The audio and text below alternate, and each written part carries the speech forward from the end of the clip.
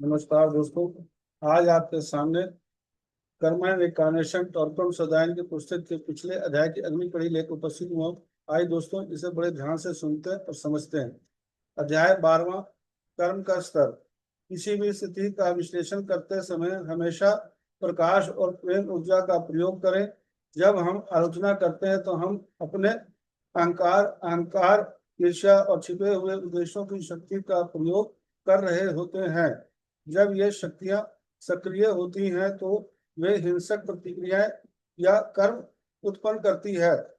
गुरु कहते हैं, फिर भी ये पुराने भाई, तुम इतना आश्वस्त क्यों हो कि तुम सही हो और तुम्हारे दृष्टिकोण अनिवार्यतः सही है।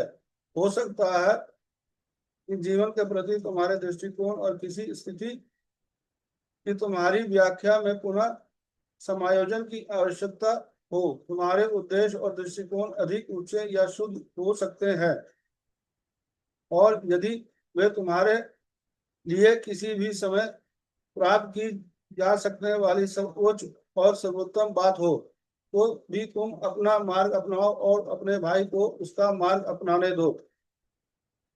किसी दूसरे के धर्म की उपेक्षा अपना धर्म श्रेष्ठ है। भगवत गीता इस सत्य को इस प्रकार व्यक्त करती है तथा शिष्य को अपने काम से काम रखने को कहती है। शिष्यों को समूह स्वतंत्र और स्वाधीन आत्माओं के समूह होते हैं जो अपनी व्यक्तिगत रुचियों की सेवा में डुबो देते हैं और इस आंतरिक जुड़ाव की तलाश करते हैं जो समूह को मानवता और पदानुक्रम की सेवा के माध्यम में स्वीकृत कर दे एकीकृत कर दे। अपने आत्म अनुशासन को जारी रखने और अपने भाइयों को अपना अनुशासन जारी रखने दे।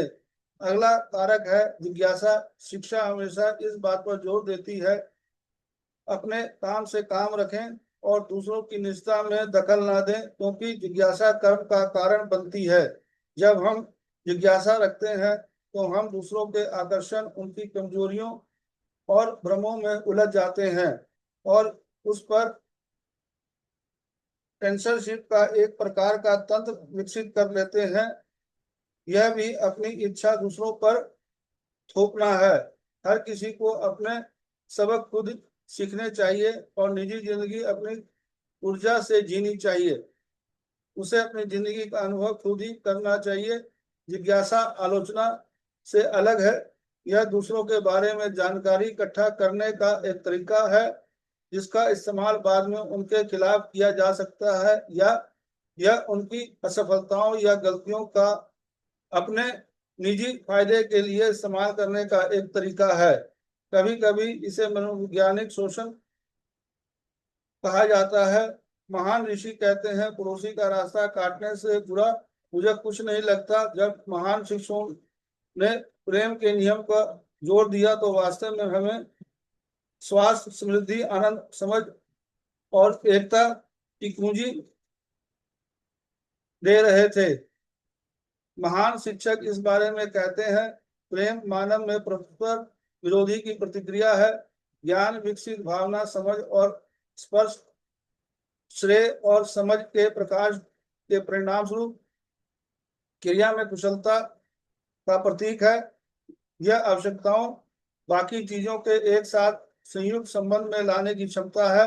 सेवा मूलतः प्रेम ज्ञान को व्यक्त करने का एक वैज्ञानिक तरीका है। दोस्तों, यह अध्याय यहीं तक। कल फिर आपके साथ इसकी अगली कड़ी लेकर उपस्थित होगा। धन्यवाद। Thank you.